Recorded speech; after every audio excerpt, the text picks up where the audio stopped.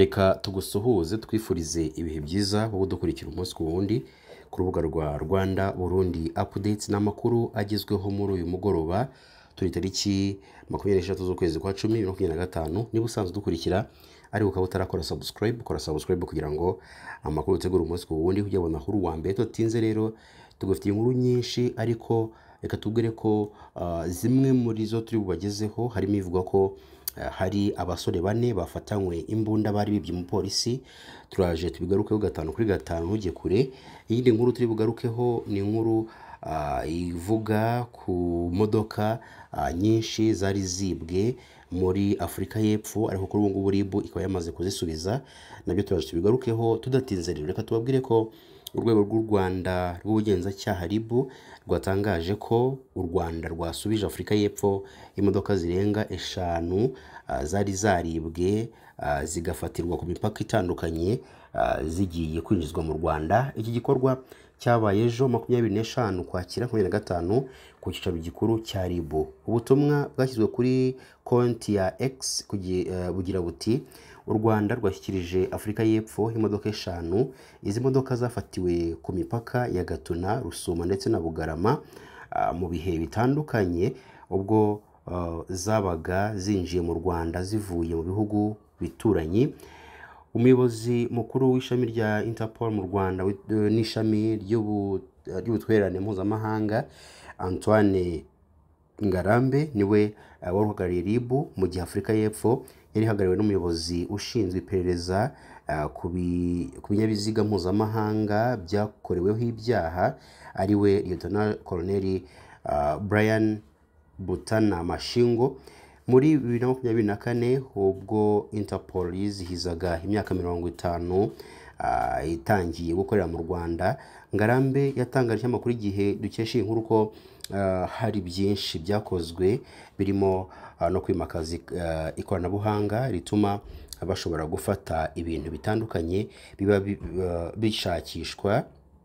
Ati hari systeme ya I-247 rero duhererekanyamo amakuru y'abanyabyaha kugira ngo bashakishwe cyangwa kugira ngo tubashake. Ariko iyo systeme si yonyine, harimo n'ibindi bintu bitatu dukora, ari byo gucunga ayo makuru, no kuvuga kuyakira no kuyohereza, arimo ayo gusaba ubufasha gushingiye ku bugenzacyaha, ariyo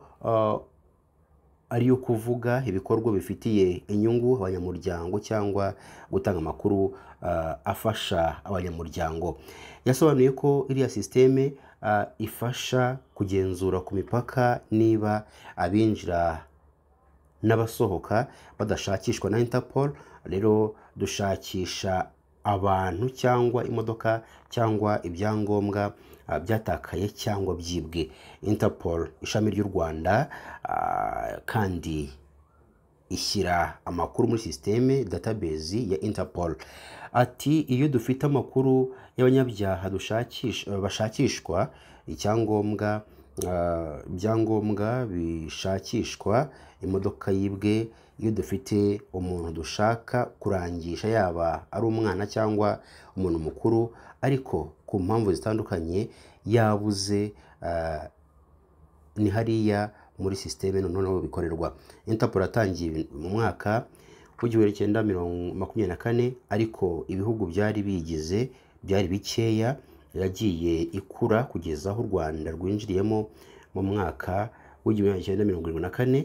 Kuva muri 2016 kugeza muri Kanama 2024, Interpol Rwanda yafashe imodoka 49 zari zibwe mu bihugu by'amahanga zigezwa mu Rwanda. Muri zo 41 zasubijwe ba nyirazo. Icyo gihe izo bari bagitegereje ko ibihugu byazibwemo biza kuzitwara, harimo izo muri Tanzania, Afrika y'Epfo, Canada no muri Sweden.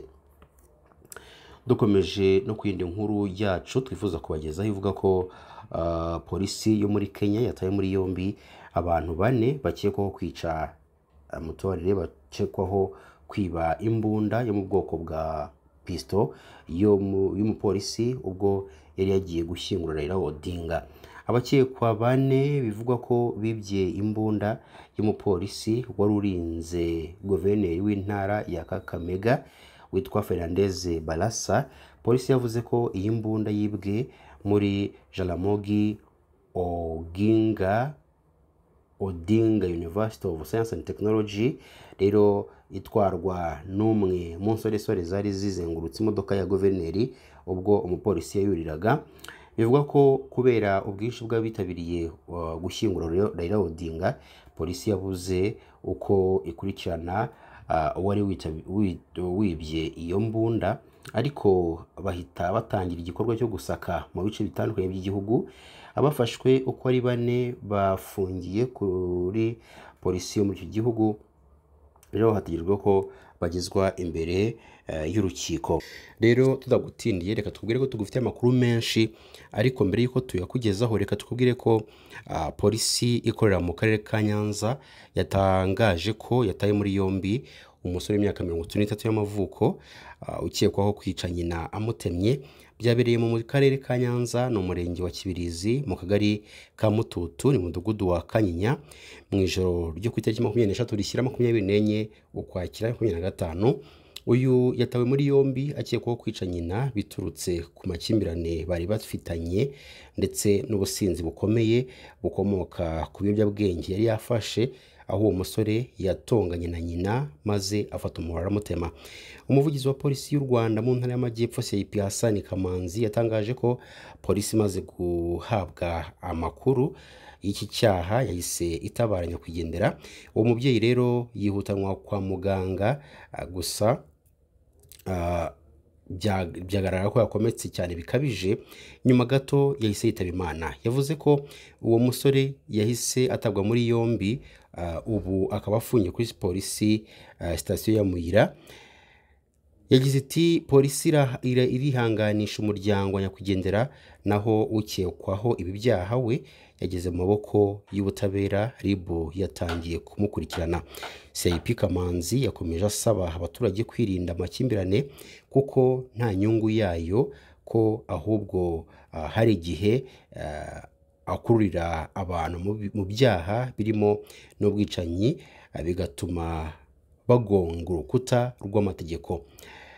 Ku yindi nkuru twaguteguriye ni inkuru ivuga ko umugabo w'imyaka 32 y'amavuko wo mu karere ka Nyamasheke ufite umugore bashakanye byemewe n'amategeko yatawe muri yombi akekwaho gusambanya umwana w'imyaka 12 wari uvuye kuvoma. Byabereye mu mudugudu wa Boneza na kagari ka Gitwa umurenge wa Gihombo tariki 24 ukwakira 2025 saa 9 n'igice, nibwo uyu mugabo bivugwa ko yategeye umwana mu nzira avuye kuvoma, aramusambanya amubwira ko yongera kumugurira akantu nk'uko asanzwe bigenza. Kuri iyi nshuro abaturage babonye babavugiriza induru, umugabo ariruka ariko aza gufatwa saa 11 z'umugoroba. Umunyamabanga nshingwabikorwa w'umurenge wa Gihombo witwa Niyitegeka Jerome yatangaje ko uyu mugabo afungiye kuri sitasiyo y'urwego rw'igihugu rw'ubugenzacyaha RIB ya Gihombo mu gihe iperereza rikomeje. Mu Rwanda gusambanya umwana uri munsi y'imyaka 18 ni icyaha gihanwa n'amategeko.